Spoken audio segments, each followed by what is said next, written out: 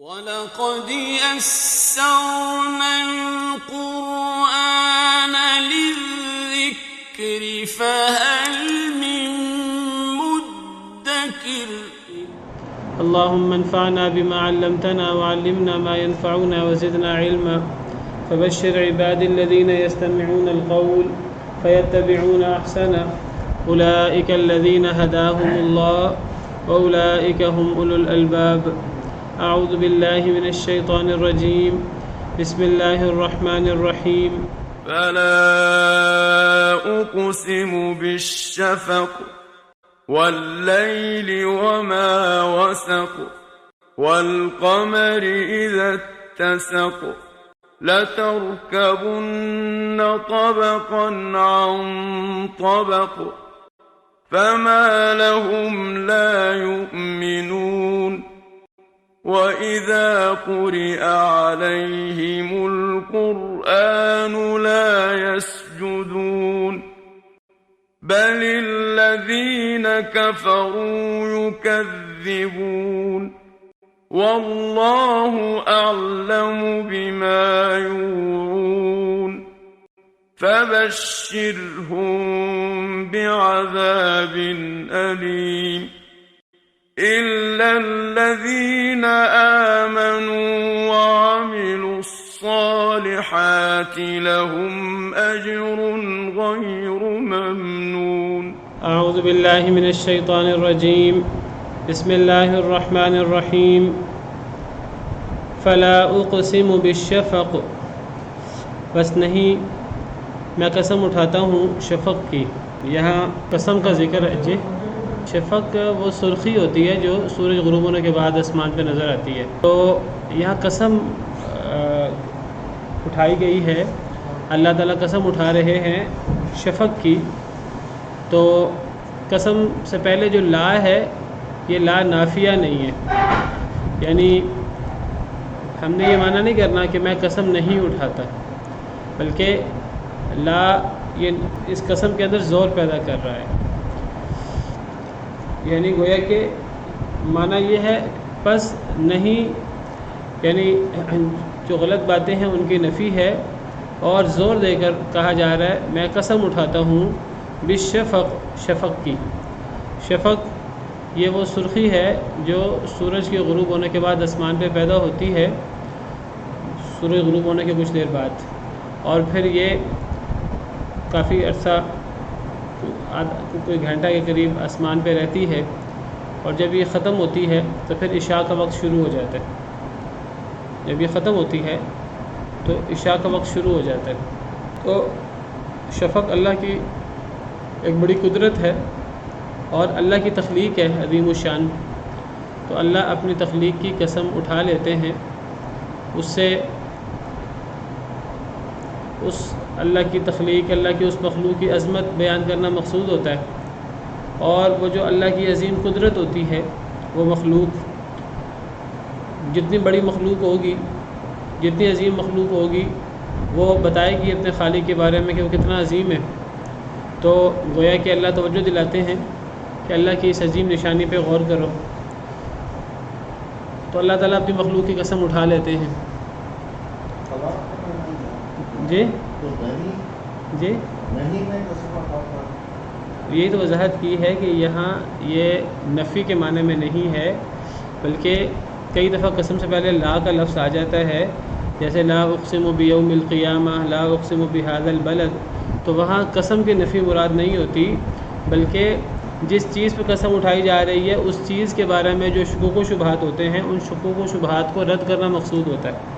مثال کے طور پر لا اقسم بیوم القیامہ، اس کا مطلب یہ نہیں کہ میں قیامت کے دن کی قسم نہیں اٹھاتا، بلکہ اس کا مطلب ہے نہیں، میں قسم اٹھاتا ہوں قیامت کے دن کی. کیا مطلب؟ قیامت کے دن کی اللہ قسم اٹھا رہے ہیں، اور جو لوگ قیامت کا انکار کر رہے ہیں اللہ تعالیٰ فرما رہے ہیں کہ میں قیامت کے دن کی قسم اٹھاتا ہوں. اور کفار مکہ جو قیامت کے ہونے کا انکار کرتے ہیں تو ان کی بات صحیح نہیں ہے، ان کے سارے اعتراضات غلط ہیں. وہ کہتے ہیں کہ مرنے کے بعد ہم دوبارہ زندہ ہو جائیں، ممکن نہیں ہے. تو وہ جو اعتراضات ہیں قیامت پر کفار کے، اللہ اصل میں ان اعتراضات کی نفی کر کے جب قسم اٹھاتے ہیں تو اس سے اس قسم میں زور پیدا ہو جاتا ہے. تو یہ قسم کی نفی نہیں ہے، پہلے کئی دفعہ اس کی وضاحت میں نے کی ہے۔ اب یہاں جو قسم ہے وہ کس بات پہ اٹھائی جا رہی ہے؟ یہ قیامت اور قیامت کے جو مشکل اور سخت حالات ہیں، جس طرح بھی آگے آئے گا، ان پر قسم اٹھائی جا رہی ہے۔ اور آپ کو پتہ مشرکین مکہ تو قیامت کو مانتے ہی نہیں تھے، وہ مرنے کے بعد کی زندگی کو مانتے ہی نہیں تھے، تو گویا کہ اس بارے میں جو مشرکین مکہ کے عقائد ہیں، ان عقائد کی نفی کر کے کہ تم جو سمجھتے ہو کہ قیامت کا وقوع پذیر ہونا ناممکن ہے، مرنے کے بعد زمین میں مٹی میں ملنے کے بعد دوبارہ زندہ ہونا ممکن نہیں ہے انسان کا، تو یہ تمہارے غلط خیالات ہیں، تو یہ تمہارے سارے خیالات اور تمہاری یہ رائے صحیح نہیں ہے۔ اس کی تردید کر کے اللہ نے قسم اٹھا کر فرمایا کہ بس نہیں، میں قسم اٹھاتا ہوں شفق کی۔ تو شفق اللہ کی تخلیق ہے، عظیم تخلیق، تو اس کے اللہ نے قسم اٹھائی، گویا کہ اسے شفق کی عظمت کا پتہ لگا، اور یہ بھی پتہ لگا کہ ہمیں شفق اور اللہ کی عظیم جو نشانیاں ہیں ان میں غور کرنا چاہیے، اور ان عظیم نشانیوں اور ان عظیم مخلوقات پہ جب ہم غور کریں گے تو ہمارے ذہنوں میں خالق کی عظمت مزید نمایاں ہونی چاہیے۔ تو اللہ نے شفق کی قسم اٹھائی۔ شفق وہ سرخی ہے جو سورج غروب ہونے کے بعد آسمان پہ پیدا ہوتی ہے، اور یہ کچھ دیر کے بعد پھر ختم ہو جاتی ہے، پھر عشاء کا وقت شروع ہو جاتا ہے۔ تو اللہ نے شفق کی قسم اٹھائی ہے۔ واللیل وما وسق، اور رات کی بھی، اور رات کی قسم بھی، وما وسق، اور اس کی بھی جس کو وہ جمع کرے۔ وسق کا مطلب جمع کرنا۔ وسق یہ ایک پیمانے کا نام بھی ہے، شاید آپ نے سنا ہو۔ وسق کسے کہتے ہیں؟ نبی کریم صلی اللہ علیہ وسلم کے دور میں بعض احادیث میں آتا ہے کہ ایک وسق کھجوروں کا کھجوریں آ گئیں، وسق۔ تو وسق کیا ہوتا ہے؟ جی وہ کتنا پیمانہ ہے؟ حدیث میں ہے لیس فیما خمسۃ اوسق صدقہ، 5 وسق سے کم میں صدقہ نہیں ہے، صحیح حدیث ہے بالکل۔ تو وسق کی جمع اوسق، تو یہ وسق کتنا پیمانہ ہے، اس کی کتنی مقدار ہے؟ یہ بہت بڑا ایک پیمانہ ہے، ایک بہت بڑا ٹوکرا ٹائپ اس دور کا ایک مخصوص پیمانہ تھا۔ تو سا کے بارے میں تو آپ نے سنا ہوگا، سا کتنا ہوتا ہے؟ 2.5 کلو، جی 2.5 کلو، 2.5 کلو۔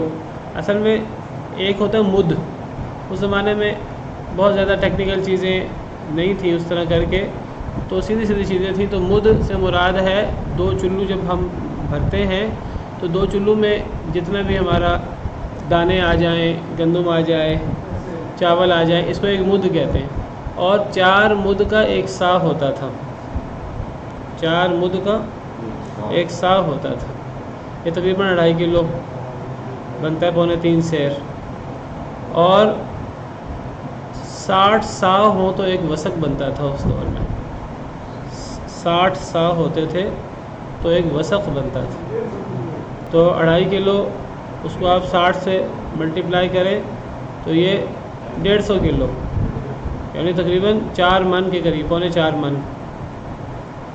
تو حدیث مبارکہ ہے کہ جو غلہ ہے، اس غلے کی زکوٰۃ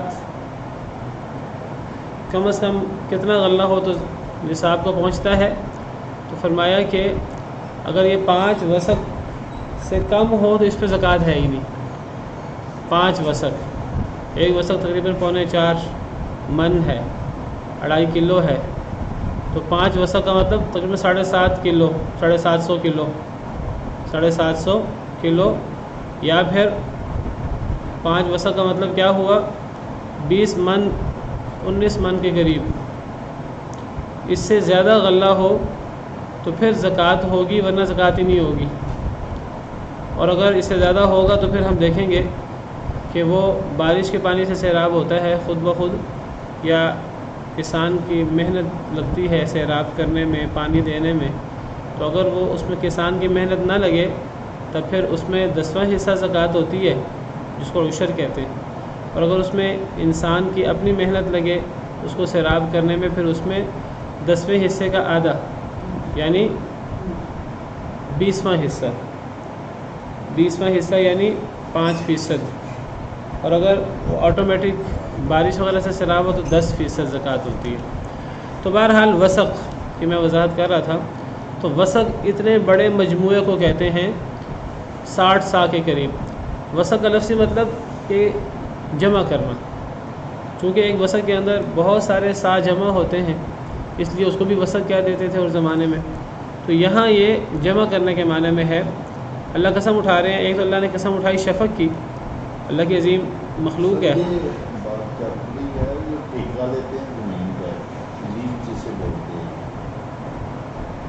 اس کا بھی کوئی ہے اللہ عالم، یہ تفصیلات پھر مزید پوچھ لیجیے گا، ابھی میرے ذہن میں بھی نہیں ہے، ابھی تفصیلات میرے ذہن میں ہیں بھی نہیں، تو مفتی صاحب کا نمبر دے دوں گا، ان سے پوچھ لیجیے گا۔ تو وسق کی میں نے وضاحت کی ہے کہ وسق ایک پیمانہ ہے جس میں بہت سارے سا جمع ہوتے ہیں، تو وسق کا لفظی مطلب جمع کرنا۔ تو اللہ نے پہلے شفق کی قسم اٹھائی، پھر اللہ نے رات کی قسم اٹھائی، اور پھر ان چیزوں کی قسم اٹھائی جس کو رات جمع کر لے۔ تو رات کی قسم اور اس کی جس کو رات جمع کر لے۔ رات کس کو جمع کرتی ہے؟ یعنی جب اندھیرا ہوتا ہے تو ہر چیز اپنے ٹھکانے پہ واپس لوٹ آتی ہے، تو جن جن چیزوں پر رات چھا رہی ہے، گویا کہ جن جن چیزوں کو رات جمع کر رہی ہے، ان چیزوں کی اللہ نے قسم اٹھائی ہے۔ اور دیکھیے یہاں ترجمہ لکھا ہے، اور رات کی اور جن چیزوں کو وہ اکٹھا کر لیتی ہے ان کی بھی قسم۔ تو وسق کا لفظی مطلب جمع کرنا ہوتا ہے۔ تو رات کی قسم اور جن چیزوں کو رات جمع کر لے ان سب چیزوں کی قسم۔ والقمری، اور چاند کی قسم۔ اذا اتسق، یہ اتسق بھی وسق سے ہی ہے، یہ اسی وسق سے باب افتعال ہے، باب افتعال فعل ماضی کے پہلا صیغہ ہے۔ بس وسق اور اتسق میں وسق متعدی ہے اور اتسق لازم ہے۔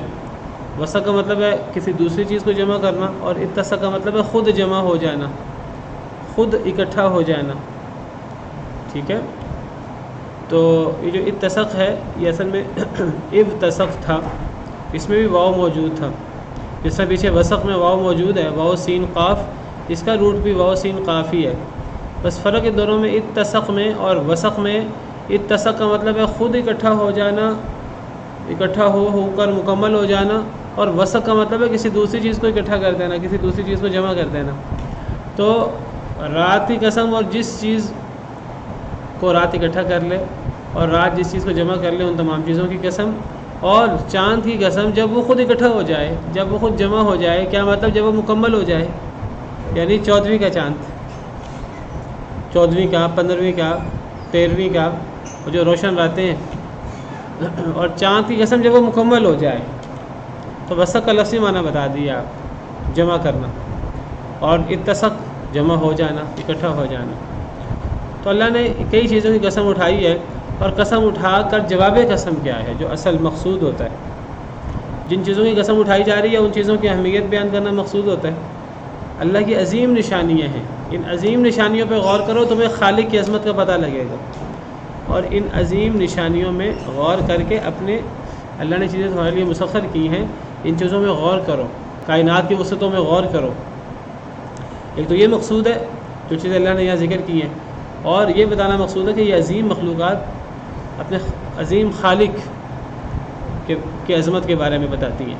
اچھا، اب اللہ نے ان چیزوں کی قسم اٹھا کر، اب جن چیزوں پر جس چیز پر قسم اٹھائی ہے، جو جواب قسم ہے اس کا، وہ کیا ہے؟ لَتَرْكَبُنَّ طَبَقًا عَنْ طَبَقٍ، البتہ تم ضرور سواری کرو گے، طبقاً ایک طبقے پر، عن طبق طبقے سے، تم طبقے سے دوسرے طبقے کی سواری کرو گے، تم ایک طبقے سے دوسرے طبقے پہ چڑھو گے۔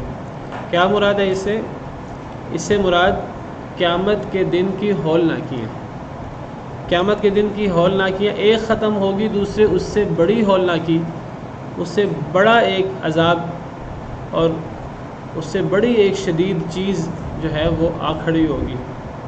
تو قیامت کا دن ایک آسان دن نہیں ہے، وہ ایک بڑا مشکل دن ہے۔ فَإِذَا نُقِرَ فِي النَّاقُورِ، جب ناقور میں پھونک دیا جائے گا، سورہ مدثر میں، فَذَلِكَ يَوْمَئِذٍ يَوْمٌ عَسِيرٌ، تو یہ دن بڑا ہی مشکل دن ہے۔ عَلَى الْكَافِرِينَ غَيْرُ يَسِيرٌ، کافروں پر تو بالکل بھی آسان نہیں ہے۔ مومنوں پر اللہ آسان کر دے، اللہ کی رحمت ہے، کافروں پر تو بالکل آسان دین نہیں ہے۔ ایک طبقے سے دوسرے طبقوں میں ایک مشکل سے دوسری مشکل میں تم سواری کرو گے، قیامت کے دن تم شدید ہولناک مشکلات کے بھنور میں پھنس جاؤ گے گویا کہ، اور تم ایک طبقے سے دوسرے طبقے میں جاؤ گے۔ فما لهم لا یؤمنون، بس کیا ہو گیا ہے انہیں کہ وہ ایمان ہی نہیں لاتے۔ لوگوں کو کیا ہو گیا ہے کہ جن لوگوں کو قیامت کی تیاری کرنی تھی، میدان محشر کی تیاری کرنی تھی، اللہ کے سامنے حساب ہونا ہے، جس کا پیچھے ذکر ہوا، جو مشکلات کا دن ہے، بڑا ہی شدید دن ہے، انا نخاف من ربنا یوما عبوسا قمطریرا، بڑا ہی مشکل دن اور لمبا دن۔ تو اس دن کی مشکلات کو مد نظر رکھو، اللہ نے قسم کھا کر فرمایا کہ تم ایک طبقے سے مختلف طبقوں میں سواری کرو گے اور ایک طبقے سے مختلف دوسرے طبقے میں جاؤ گے۔ تو اللہ فرماتے ہیں لوگوں کو کیا ہو گیا، لوگ دنیا میں قیامت کی تیاری کیوں نہیں کرتے، لوگ ایمان کیوں نہیں لاتے؟ لوگوں کو ایمان لانا چاہیے اپنی قیامت کی اصلاح کے لیے، اپنی آخرت کی اصلاح کے لیے۔ انہیں کیا ہو گیا، وہ ایمان نہیں لاتے۔ وَإِذَا قُرِئَ عَلَيْهِمُ الْقُرْآنُ لَا يَسْجُدُونَ، اور ایمان لانے کی سب سے بڑی وجہ اور سب سے بڑی چیز جو ایمان کی طرف ہماری رہنمائی کرتی ہے، قرآن۔ لوگوں کا کیا رویہ ہے، لوگ کتنے غافل ہو گئے ہیں کہ وہ چیز جو سب سے زیادہ ان کے لیے فائدہ مند ہے، اللہ کی کتاب قرآن، ایسا قرآن جس کو انسان تھام لے تو دنیا بھی کامیاب اور آخرت بھی کامیاب۔ ایک ایسی مضبوط کڑی ہے، ایک ایسا مضبوط کڑا ہے کہ جو اس کو تھام لے پھر وہ ٹوٹتا نہیں ہے، پھر وہ اس کو اس کی منزل مقصود تک پہنچا کر چھوڑتا ہے۔ فمن یکفر بالطاغوت ویؤمن باللہ فقد استمسک بالعروۃ الوثقی لا انفصام لها۔ اور یہ قرآن ہے، یہ اللہ کی وہ رسی ہے جو آسمان سے آپ سمجھیے لٹکی ہوئی ہے اور اس کو تھامنے والی بات ہے۔ واعتصموا بحبل اللہ جمیعا ولا تفرقوا، اللہ کی رسی کو مضبوطی سے تھام لو، تفرقہ بازی نہ کرو۔ اللہ فرماتے ہیں لوگوں کو کیا ہو گیا، لوگ آخرت کی تیاری نہیں کرتے، لوگ ایمان نہیں لاتے، اور ایمان کی طرف توجہ دلانے والی سب سے بڑی چیز، ہدایت دینے والی سب سے بڑی چیز، ان ھذا القرآن یہدی للتی ہی اقوم، یہ قرآن سب سے بہتر رستے کی رہنمائی کرتا ہے۔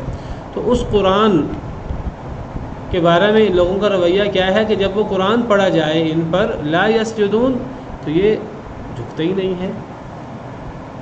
قرآن سن کر تو لوگوں کو جھک جانا چاہیے، لوگوں کو سجدہ ریز ہو جانا چاہیے، لوگوں کو اپنی خواہشات اور اپنی مرضیاں اور اپنے خواہش نفس ان کو پس پش ڈال کر لوگوں کو سر بسجود ہو جانا چاہیے، لیکن لوگ نہیں ہوتے، ہونا چاہیے۔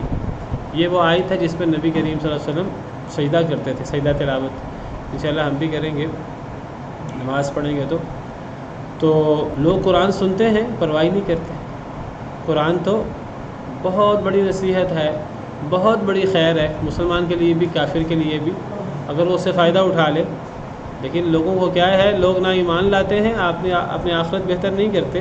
جب ان کے اوپر قرآن پڑھا جاتا ہے تو وہ سجدہ نہیں کرتے، حالانکہ قرآن تو اسی لیے آیا ہے کہ لوگ اس کو سنیں اور اس کو سن کر اپنی خواہشات کو پس پش ڈال دیں۔ ایک کافر سے یہ توقع ہونی چاہیے، ایک توقع ہے، اللہ تعجب کا اظہار کرتے ہیں کہ قرآن پڑھا جاتا ہے تو وہ سجدہ نہیں کرتے ایک کافر سے، تو مسلمان سے تو بالاولیٰ یہ توقع ہونی چاہیے۔ اور اگر مسلمان قرآن سنیں اور قرآن سن کر وہ غفلت کے اندر اور لاؤبالی پن کے اندر وہ زندگی گزار رہے ہوں، قرآن ان کے اوپر پڑھا جائے یا نہ پڑھا جائے ان کے لیے برابر ہو، تو پھر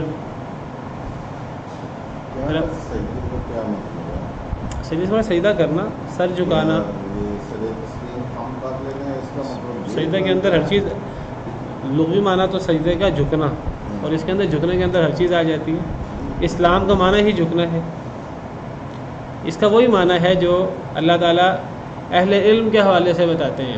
پرانے زمانے کے اہل علم، اللہ فرماتے ہیں ان الذین اوتوا العلم من قبلہ اذا یتلی علیہم یخرون للاذقان سجدا، کہ اہل علم جن کو علم دیا گیا پہلے سے، یعنی پرانے اہل کتاب، جب ان پر قرآن پڑھا جاتا ہے، اللہ کی آیتیں تلاوت کی جاتی ہیں تو سجدے کے بل گر پڑتے ہیں۔ وَيَقُولُونَ سُبْحَانَ رَبِّنَا إِنْ كَانَ وَعْدُ رَبِّنَا لَمَفْعُولًا، وہ کہتے ہیں ہمارا رب بڑا پاک ہے اور ہمارے رب کے سارے وعدے ہی پورے ہونے والے ہیں۔ وَيَخِرُّونَ لِلْأَذْقَانِ يَبْكُونَ، اور وہ گر پڑتے ہیں تھوڑیوں کے بل اور روتے ہیں۔ وَيَزِيدُهُمْ خُشُوعًا، اور یہ قرآن کریم ان کے خشوع خضوع کو اور بڑھا دیتا ہے۔ یہ ہے سجدے سے مراد، جس کے اندر ظاہری سجدہ بھی ہے اور جس کے اندر اللہ کے وعدوں پر ایمان بھی ہے۔ وَيَقُولُونَ سُبْحَانَ رَبِّنَا، اللہ کی عظمت بھی دل میں آتی ہے قرآن پڑھ کر۔ سجدے بھی کرتے ہیں لوگ ظاہراً، اور اللہ کی عظمت، قرآن تو اللہ کی عظمت کے بارے میں سب سے زیادہ آیتیں قرآن میں ہیں، اور سب سے زیادہ زور قرآن کا اللہ کی عظمت، اللہ کی شان پر ہے۔ اور پھر جب لوگ قرآن پڑھتے ہیں تو قرآن پڑھنے سے لوگوں کے دلوں میں اہل علم کی بات ہو رہی ہے، جو پرانے اہل علم تھے، اہل کتاب جو مسلمان ہو گئے نبی صلی اللہ علیہ وسلم کے دور میں، جو مسلمان ہوئے، اللہ ان کی تعریف کر رہے ہیں کہ پرانے اہل کتاب جب ان پر اللہ کی آیتیں پڑھی جائیں تو ان کی کیفیت کیا ہے کہ وہ سجدے میں گر پڑتے ہیں اور وہ کہتے ہیں ہمارا رب پاک ہے، اور وہ کہتے ہیں ہمارے رب کے وعدے پورے ہونے والے ہیں، اور وہ تھوڑیوں کے بل گر پڑتے ہیں۔ وَيَزِيدُهُمْ خُشُوعًا، اور قرآن ان کا خشوع اور بڑھا دیتا ہے۔ تو گویا کہ یہ صرف ظاہری جھکنا نہیں ہے، اس کے اندر ظاہری طور پر بھی سر بسجود ہونا، اور اس کے اندر اپنی خواہشات کو اللہ کے سامنے جھکا لینا، دل کے اندر اللہ کا ڈر پیدا ہو جانا، اللہ کی عظمت پیدا ہو جانا، قرآن کے جتنے وعدے ہیں ان وعدوں پر ہمارا ایمان ہو جائے اور ہمارا خشوع خضوع بڑھ جائے، تقویٰ بڑھ جائے۔ تو قرآن کو سن کر یہ کیفیت اہل علم کی ہوتی تھی اور یہ کیفیت ہونی چاہیے۔ اللہ فرماتے ہیں قُلْ آمِنُوا بِهِ أَوْ لَا تُؤْمِنُوا، تم ایمان لاؤ قرآن پر یا ایمان نہ لاؤ۔ پھر آگے یہ آیتیں ہیں إِنَّ الَّذِينَ أُوتُوا الْعِلْمَ مِنْ قَبْلِهِ، جن کو علم دیا گیا اس سے پہلے، ان کی تو یہ کیفیت ہے، اور قرآن سن کے یہ کیفیت ہونی چاہیے۔ اور سورہ انفال میں اللہ فرماتے ہیں إِنَّمَا الْمُؤْمِنُونَ الَّذِينَ إِذَا ذُكِرَ اللَّهُ وَجِلَتْ قُلُوبُهُم، مومن تو وہ ہوتے ہیں کہ جب اللہ کا ذکر کیا جائے تو ان کے دل کانپ جائیں۔ وَإِذَا تُلِيَتْ عَلَيْهِمْ آيَاتُهُ زَادَتْهُمْ إِيمَانًا، جب ان پر اللہ کی آیتوں کی تلاوت کی جائے تو ان کا ایمان بڑھ جائے۔ وَعَلَىٰ رَبِّهِمْ يَتَوَكَّلُونَ، اور وہ اپنے رب پر توکل کرتے ہیں۔ الَّذِينَ يُقِيمُونَ الصَّلَاةَ وَمِمَّا رَزَقْنَاهُمْ يُنْفِقُونَ، مومن وہ ہیں جو نماز قائم کرتے ہیں اور اللہ نے جو انہیں رزق دیا اسے خرچ کرتے ہیں۔ أُولَٰئِكَ هُمُ الْمُؤْمِنُونَ حَقًّا، یہ پکے مومن ہیں۔ تو مومنوں کی صفت یہ ہے کہ اللہ تعالیٰ کافروں کے بارے میں کہہ رہے ہیں کہ انہیں کیا ہو گیا ہے، یہ ایمان نہیں لاتے، قرآن ان پہ پڑھا جا رہا ہے اور ان کی توجہ نہیں ہے، یہ جھکتے نہیں ہیں قرآن کے سامنے، سجدہ نہیں کرتے۔ تو ایمان والوں کا اور کافروں کا یہی تو فرق ہے۔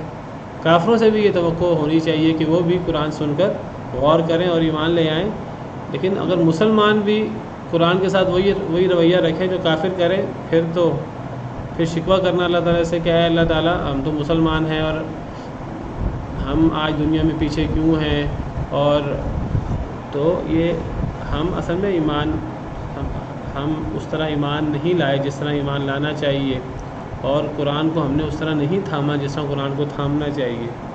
ہم نے اصل میں قرآن کو پس پوچھ ڈال دیا ہے، جس طرح اللہ تعالیٰ فرماتے ہیں کہ نبذ فریق من الذین اوتوا الکتاب کتاب اللہ وراء ظہورہم کأنہم لا یعلمون، اہل کتاب کے ایک گروہ نے اللہ کی کتاب کو اپنے پشتوں کے پیچھے ڈال دیا، گویا کہ وہ جانتے ہی نہیں تھے۔ اللہ معاف کرے، آج مسلمانوں کی تقریباً یہ صورتحال ہے۔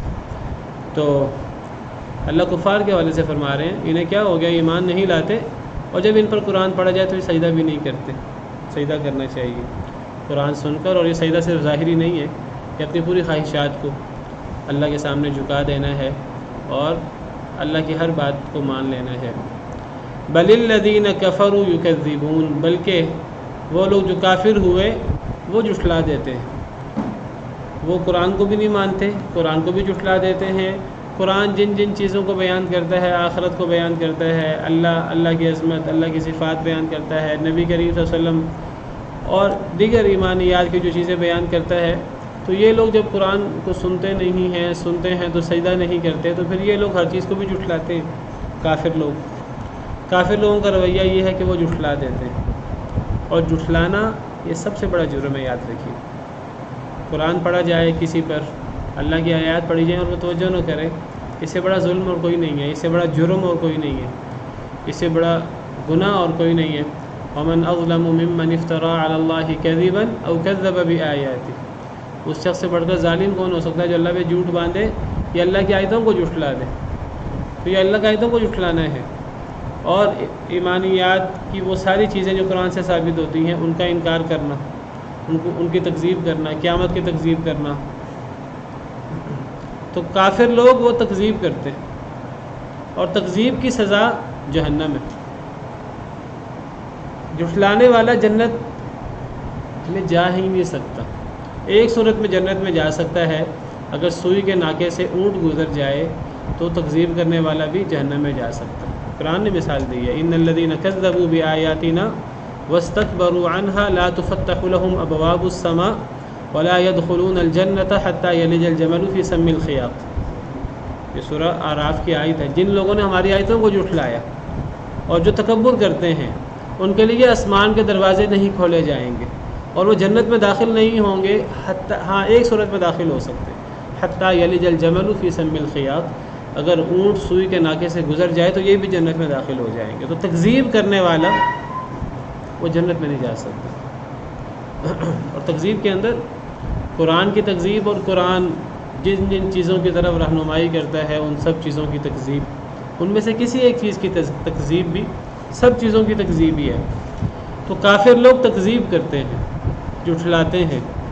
واللہ اعلم بما یوعون، اور اللہ تعالیٰ جانتا ہے اس کو جو یہ چھپاتے ہیں، جو یہ جمع کرتے ہیں، یا یہ جو اپنے دلوں میں چھپاتے ہیں، یا یہ جو یہ جمع کرتے ہیں اپنے دلوں کے اندر، یا یہ جو مال جمع کرتے ہیں،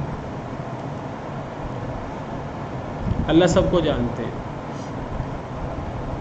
فبشرہم بعذاب علیم، بس بشارت دے دیجئے انہیں دردناک عذاب کی۔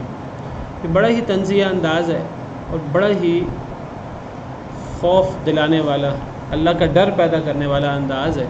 اللہ تعالیٰ طنز کے انداز میں فرماتے ہیں کہ ایسے لوگوں کو پھر عذاب کی نوید سنا دو، لیکن یہ نہیں فرمایا کہ انہیں عذاب کی خبر دو، بڑے ہی طنز کے انداز میں اور بڑے ہی ڈراوے کے انداز میں فرمایا پھر انہیں خوشخبری دے دو دردناک عذاب کی۔ اور خوشخبری طنز ہے، اور یہ بڑا ہی طنزیہ انداز ہے اور بڑا ہی فصیح و بلیغ انداز ہے لوگوں کو قیامت سے ڈرانے کا اور آخرت کے عذاب سے ڈرانے کا۔ یہ عذاب سب کے لیے ہے، سب لوگ اس عذاب کا شکار ہو سکتے ہیں، الا الذین آمنوا وعملوا الصالحات لهم اجر غیر ممنون۔ اگر کوئی اس عذاب سے مستثنا ہے تو وہ خوش قسمت لوگ کون ہیں؟ الذین آمنوا، وہ لوگ جو ایمان لائے، وعملوا الصالحات، اور جنہوں نے نیک عمل کیے۔ تو دیکھیے ایمان اتنی بڑی چیز ہے، ہر بندہ وہ دردناک عذاب کی بشارت ہے اس کے لیے، ہر بندے کے لیے بالعموم، سوائے کہ ان لوگوں کے جو ایمان لاتے ہیں، اور ایمان کا تقاضا ہے نیک عمل، سوائے ان لوگوں کے جو ایمان لائے اور نیک عمل جنہوں نے کیے، ان لوگوں کے لیے دردناک عذاب نہیں ہے۔ یہ بالکل اس طرح کی آیت ہے جس طرح اللہ نے فرمایا والعصر ان الانسان لفی خسر، عصر کی قسم یا زمانے کی قسم، تمام انسان جنس ہے، یا انسان خسارے میں ہے، سارے انسان خسارے میں، مرد ہو، عورت ہو، بڑا ہو، چھوٹا ہو، ہر انسان خسارے میں ہے، الا الذین آمنوا وعملوا الصالحات وتواصوا بالحق وتواصوا بالصبر، سوائے ایمان والوں کے، نیک عمل کرنے والوں کے، حق کی تلقین کرنے والوں کے، صبر کی تلقین کرنے والوں کے۔ یہاں بھی وہی انداز ہے۔ تو ایمان اتنی بڑی چیز ہے کہ ایمان انسان کو جہنم سے نجات دیتا ہے یا جہنم میں ہمیشگی سے نجات دیتا ہے۔ ایک شخص جس کے اندر ایمان ہے وہ جہنم میں نہیں جائے گا، یا اگر اپنے ایمان کے ساتھ بعض گناہ ہو جائیں وہ جہنم میں چلا گیا، شرک نہیں ہے تو سزا بھگت کے پھر جنت میں چلا جائے گا۔ تو یہ ایمان اتنی بڑی چیز ہے۔ ربما یود الذین کفروا لو کانوا مسلمین، ایک وقت ہوگا جب کافر تمنا کریں گے کاش وہ بھی مومن ہوتے، کاش وہ بھی مسلمان ہوتے۔ اور یہ کب ہوگا؟ جب اللہ ایمان والوں کو جب جہنم سے نجات دیں گے اور جب انہیں جنت میں ڈالیں گے تو اس وقت کافر تمنا کریں گے کاش یہ قیمتی متاع ہمیں بھی حاصل ہو جاتی۔ تو ایمان اتنی بڑی چیز ہے۔ تو فرمایا الا الذین آمنوا وعملوا الصالحات لهم اجر غیر ممنون، سوائے ان لوگوں کے جو ایمان لائے ان کے لیے دردناک عذاب کی بشارت نہیں ہے، ان کے لیے تو اللہ نے بڑی نعمتیں تیار کر رکھی ہیں، سوائے ان لوگوں کے جو ایمان لائے وعملوا الصالحات، اور جنہوں نے نیک اعمال کیے۔ تو نیک اعمال یہ ایمان کا تقاضا ہے، یہ ایمان سے کوئی الگ چیز نہیں ہے۔ جو ایمان لائے اور اگر ایمان کے ساتھ نیک عمل ہو ہی نہ تو وہ ایمان کیسا ایمان ہے؟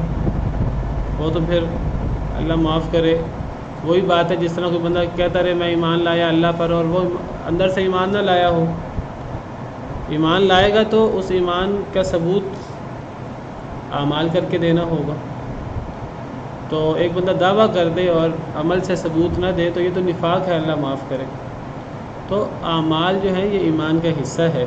جو لوگ ایمان لائے اور جنہوں نے نیک عمل کیے لہم اجر غیر ممنون، ان کے لیے اجر ہے نہ بند ہونے والا۔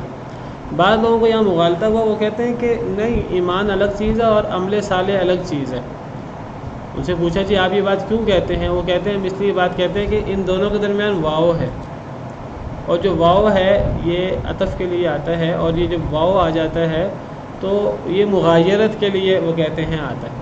کہتے ہیں جب دو چیزوں میں واو آ جائے تو واو اس بات کی دلیل ہے کہ یہ دو چیزیں ایک نہیں ہیں، الگ الگ ہیں۔ اگر ہم کہتے ہیں کہ جاء موسیٰ و عیسیٰ، عربی زبان میں موسیٰ اور عیسیٰ آئے، اب موسیٰ اور عیسیٰ کے درمیان واو ہے، کہتے ہیں دیکھو جی واو بتا رہا ہے موسیٰ الگ ہے عیسیٰ الگ ہے۔ جاء ابو بکر و عمر، ابو بکر الگ ہے عمر الگ ہے۔ ہم کہتے ہیں ٹھیک ہے واو مغایرت کے لیے آتا ہے، لیکن ضروری نہیں ہے کہ ہمیشہ ہی مغایرت کے لیے ہو، کبھی مغایرت کے لیے نہیں بھی آتا۔ یہ سمجھنا کہ ہمیشہ جب بھی واو آئے گا دو چیزوں کے درمیان تو وہ دو چیزیں الگ الگ ہوں گی، وہ کہتے ہیں واو ہمیشہ مغایرت کے لیے آتا ہے، تو گویا کہ ایمان الگ ہوا اور عمل صالح الگ چیز ہوئی۔ کسی نے امام شافعی سے یہ بات کہی تو امام شافعی نے کہا مجھے تو مجوسی لگتا ہے۔ بڑا ہی اس کو غصہ آیا کہ امام صاحب آپ مجھے مجوسی کہہ رہے ہیں، آپ مجھے ایک اللہ کو چھوڑ کر کئی ربوں کو ماننے والا کہہ رہے ہیں۔ امام شافعی کہنے لگے تم نے قرآن کی آیت نہیں پڑھی رب المشرقین و رب المغربین؟ وہ کہنے لگا میں نے پڑھی ہے۔ تو کہنے لگے پھر یہاں بھی اگر واو مغایرت کا ہے تو پھر دو رب تم مانتے ہو، ایک مشرقین کا رب ہوا ایک مغربین کا رب ہوا، ایک مشرقین کا رب ہوا ایک مغربین کا رب ہوا۔ اگر واو ہمیشہ مغایرت کے لیے آتا ہے تو پھر یہاں بھی مغایرت کے لیے مانو، پھر ایک رب مشرقوں کو مانو اور ایک رب مغربوں کو مانو، تم تو دو ربوں کو ماننے والے ہو۔ وہ کہنے لگا میں توبہ کرتا ہوں کہ میں کہوں واو مغایرت کے لیے ہوتا ہے، کبھی مغایرت کے لیے بھی ہوتا ہے اور کبھی مغایرت کے لیے نہیں ہوتا، کبھی واو تفسیر کے لیے بھی ہوتا ہے۔ جیسے رب المشرقین و رب المغربین، یہاں واو مغایرت کے لیے نہیں ہے، یہ ایک ہی رب کی صفات بیان ہو رہی ہیں، وضاحت ہو رہی ہے اس کی صفات کی۔ تو یہ بہت بڑا مغالطہ جو بعض لوگوں کو ہوا، انہوں نے صرف یہ بنیاد کہ واو مغایرت کے لیے آتا ہے تو ایمان اور عمل صالح الگ چیز ہے، کیونکہ درمیان میں واو ہے۔ ضروری نہیں واو ہمیشہ مغایرت کے لیے آئے، واو کبھی مغایرت کے لیے بھی آتا ہے، ضروری نہیں ہمیشہ مغایرت کے لیے آئے۔ تو عمل صالح تو ایمان کا حصہ ہے، اور ایمان تو عمل صالح کم ہوں گے ایمان کم ہو جائے گا، عمل صالح بڑھ جائیں گے تو ایمان بڑھ جائے گا۔ یہ تو سلف صالحین کا اہل سنت والجماعہ کا ایک مشہور عقیدہ ہے کہ الایمان قول و عمل، ایمان قول اور عمل دونوں کا نام ہے، یزید و ینقص، وہ زیادہ بھی ہوتا ہے کم بھی ہوتا ہے۔ جو لوگ ایمان کو اور عمل صالح کو الگ الگ مانتے ہیں وہ ایمان کے زیادہ اور کم ہونے کے بھی قائل نہیں ہیں، وہ ایمان کے قول اور عمل ہونے کے بھی قائل نہیں ہیں۔ وہ کہتے ہیں ایمان صرف قول ہی قول ہے اور ایمان صرف تصدیق ہی تصدیق ہے۔ نہیں، اہل سنت والجماعہ کے ہاں ایمان یہ دل کے اعتقاد کا نام ہے، زبان کے قول کا نام ہے اور عمل جوارح کا نام ہے۔ تصدیق بالجنان وقول باللسان وعمل بالارکان، ایمان تینوں چیزوں کا نام ہے۔ ایمان میں قول بھی ہے چاہے وہ دل کا ہو یا زبان کا، اور ایمان کے اندر عمل بھی ہے، اور عمل کم و بیش ہو جاتے ہیں انسان کی مختلف کیفیتیں ہوتی ہیں، تو عمل کم ہوگا ایمان بھی کم ہو جائے گا، عمل زیادہ ہوگا تو ایمان بھی زیادہ ہو جائے گا۔ اور اللہ نے قرآن کریم میں جگہ جگہ ایمان کی زیادتی کی بات کی ہے۔ ابھی میں نے آپ کے سامنے آیت پڑھی تھی انما المؤمنون الذين اذا ذكر الله وجلت قلوبهم واذا تليت عليهم آیاته زادتهم ایمانا۔ مومن کی صفت یہ ہے کہ جب مومن کے سامنے اللہ کی آیتوں کی تلاوت کی جائے تو اس کا ایمان بڑھ جاتا ہے۔ پتہ لگا کہ مومن کے سامنے جب اللہ کی آیتوں کی تلاوت ہو تو ایمان بڑھ جاتا ہے، جب ایمان بڑھتا ہے تو اس کا مطلب ہے کبھی کم بھی ہو جاتا ہے، تو ایمان میں کمی بیشی ہوتی رہتی ہے، اور یہ کمی بیشی عمل کی وجہ سے ہوتی ہے۔ بہرحال یہ عقیدے کا مسئلہ جو ہے وہ اہل سنہ والجماعہ اور مرجئہ ان کے درمیان موجود ہے، تو اس کی بنیاد یہاں واو ہے، تو واو ہمیشہ مغایرت کے لیے نہیں ہوتا، کبھی وہ ایک ہی چیز کی تفسیر اور وضاحت کے لیے بھی ہوتا ہے۔ تو یہ ایمان اور عمل صالح ایک ہی چیز ہے، یہ کوئی دو الگ چیزیں نہیں ہیں، یہ عمل صالح ہوں تو ایمان ہوتا ہے۔ تو جو ایمان لائے اور اس ایمان کا نتیجہ عمل صالح جو کرتے رہے، تو یہ لوگ مستثنا ہیں، ان کے لیے دردناک عذاب نہیں ہے۔ لہم اجر غیر ممنون، ان کے لیے اجر ہے نہ بند ہونے والا، ہمیشہ ہمیشہ کے لیے ان کا اجر ہے جو کبھی رکے گا نہیں۔ بسم اللہ الرحمن الرحیم والسماء ذات البروج، یہ سورہ بروج ہے۔ تمام صورتیں بڑی عظیم ہیں، تو یہ عظیم صورتوں میں سے ایک صورت ہے۔ احادیث مبارکہ میں آتا ہے کہ نبی کریم صلی اللہ علیہ وسلم ظہر اور عصر کی نماز میں سورہ بروج اور سورہ طارق ان کی تلاوت فرمایا کرتے تھے۔ ترمذی کی روایت ہے، حضرت جابر بن سمورہ فرماتے ہیں ان نبی صلی اللہ علیہ وسلم کان یقرأ فی الظہر والعصر بالسماء ذات البروج والسماء والطارق۔ جی ظہر اور عصر کی نمازوں میں آپ سورہ بروج اور سورہ طارق کی تلاوت کیا کرتے تھے، اور بعض روایات میں ہے کہ آپ عشاء کی نماز میں آپ نے حضرت معاذ بن جبل کئی دفعہ عشاء کی نماز لمبی پڑھا دیتے، تو آپ نے فرمایا کہ اے معاذ، کیا لوگوں کو فتنے میں ڈالنے والے ہو؟ سورہ بروج پڑھ دیا کرو، سورہ شمس پڑھ دیا کرو، اس قسم کی صورتیں رات کو عشاء کے وقت پڑھ دیا کرو۔ تو بہرحال سورہ بروج ہے، اور بروج کا لفظی مطلب چمک، ایک چیز بڑی نمایاں نظر آئے اس کو برج کہتے ہیں۔ بڑی نمایاں جو چیز نظر آئے، نہ دور سے نظر آ جائے، برج کا لفظی مطلب۔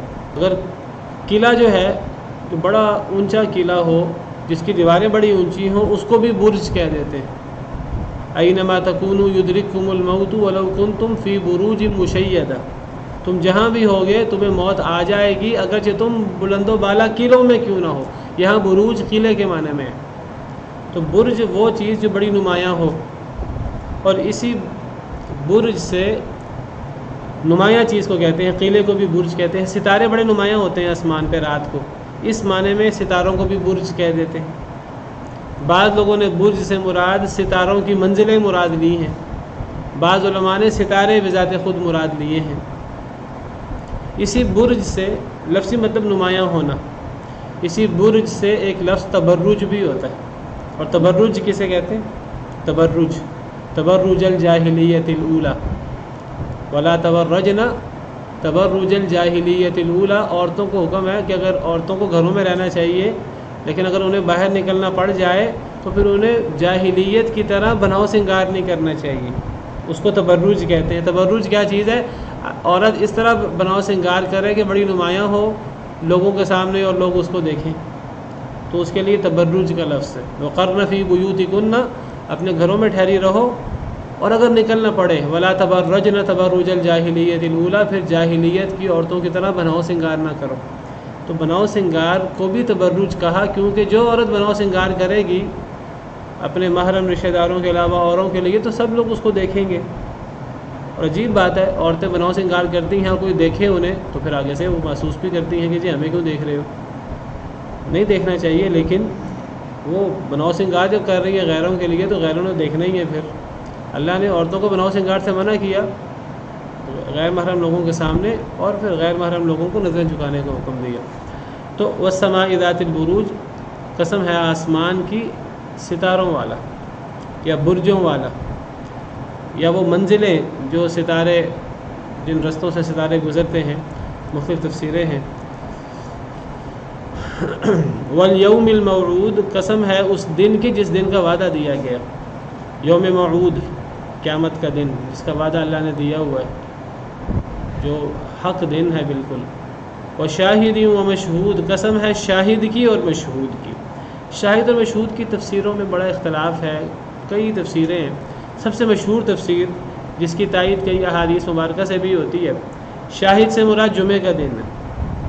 جمعہ کا دن بڑا ہی عظیم دن ہے، آج جمعہ کی رات ہے، یہ رات بھی بڑی فضیلت والی ہے اور کل جمعے کا دن ہے بڑا فضیلت والا ہے، اور اس دن کے اندر جو کام ہو نیک کام تو جمعے کا دن اس کی گواہی دیتا ہے اللہ کے ہاں۔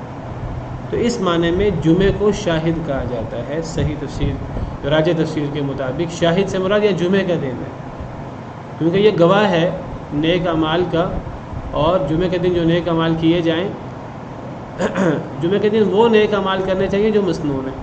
انسان اپنی طرف سے کوئی نیا عمل نکال لے کہ جی بڑا فضیلت والا دن ہے، وہ نہیں ہم کر سکتے۔ نبی صلی اللہ علیہ وسلم نے منع فرمایا ہے لا تخصوا یوم الجمعۃ بصیام من الایام، جمعے کے دن کو روزوں کے ساتھ خاص نہیں کر سکتے، جمعے کی رات کو کسی خاص قیام کے ساتھ خاص نہیں کر سکتے۔ ہاں وہ نیک اعمال جو سنت ہیں جو نبی صلی اللہ علیہ وسلم کرتے تھے، درود پڑھنا، جمعہ پڑھنا اور سورہ کہف پڑھنا اور نمازیں اپنے وقت میں پڑھنا، خاص طور پہ فجر کی نماز جمعے کی اس کی اپنی فضیلت ہے، جمعے کے دن کی فجر کی نماز کی خاص اہمیت ہے۔ تو جمعہ نیک اعمال کی گواہی دیتا ہے، اس کو شاہد کہتے ہیں۔ اور مشہود سے مراد عرفہ کا دن، اس کے اندر بہت سارے لوگ حاضر ہوتے ہیں عرفہ کے دن میں اور دعائیں کرتے ہیں زور سے لے کر مغرب تک حاجی، اور پھر اللہ تعالیٰ فرماتے ہیں کہ فرشتوں کے اندر اللہ تعالیٰ اعلان کرتے ہیں کہ دیکھو یہ لوگ جمع ہیں اور یہ لوگ کس کام کے لیے جمع ہیں۔ لوگ کہتے ہیں، فرشتے کہتے ہیں اللہ تعالیٰ یہ آپ سے مغفرت چاہتے ہیں، اللہ فرماتے ہیں گواہ رہو میں نے سب کو معاف کر دیا۔ تو مشہود سے مراد عرفہ کا دن راجح تفسیر کے مطابق، کئی تفسیریں ہیں شاہد اور مشہود کی، راجح تفسیر کے مطابق شاہد سے مراد جمعے کا دن اور مشہود سے مراد عرفہ کا دن ہے۔ تو یہ قسمیں کھا کر، آسمانوں کی قسم کھا کر، ستاروں والے آسمانوں کی قسم کھا کر، قیامت کے دن کی قسم اٹھا کر، جمعہ اور عرفہ کے دن کی قسم اٹھا کر، آگے اللہ تعالیٰ فرماتے ہیں قتل اصحاب الاخدود، اصحاب الاخدود ہلاک ہو گئے۔ تو اصحاب الاخدود کون ہیں اور اللہ نے اتنی قسمیں کھا کر کیوں فرمایا؟ اللہ قسمیں کھائے بغیر فرما دیتے، وہ بھی اللہ کی بات، وَمَنْ أَصْدَقُ مِنَ اللَّهِ حَدِيثًا، اللہ سے سچی بات کس کی ہے؟ لیکن قسم کھا کر زور دے کر گویا کہ اللہ نے بتایا کہ جو بندہ ظلم کرتا ہے اور وہ سمجھتا ہے میرے پاس بڑا طاقت ہے اور اختیار ہے اور اقتدار ہے اور مجھے کوئی پوچھے گا نہیں، اللہ فرماتے ہیں کہ تمہارا پکا یقین ہونا چاہیے، کامل ایمان ہونا چاہیے کہ وہ تباہ و برباد ہو گیا جو ظلم کرتا ہے اور جو زیادتی کرتا ہے مسلمانوں پر بلا وجہ۔ تو یہ اصحاب الاخدود کون ہے اور ان کا قصہ کیا ہے انشاءاللہ یہ آئندہ۔ سبحان ربک رب العزت عما یصفون وسلام علی المرسلین والحمد للہ رب العالمین۔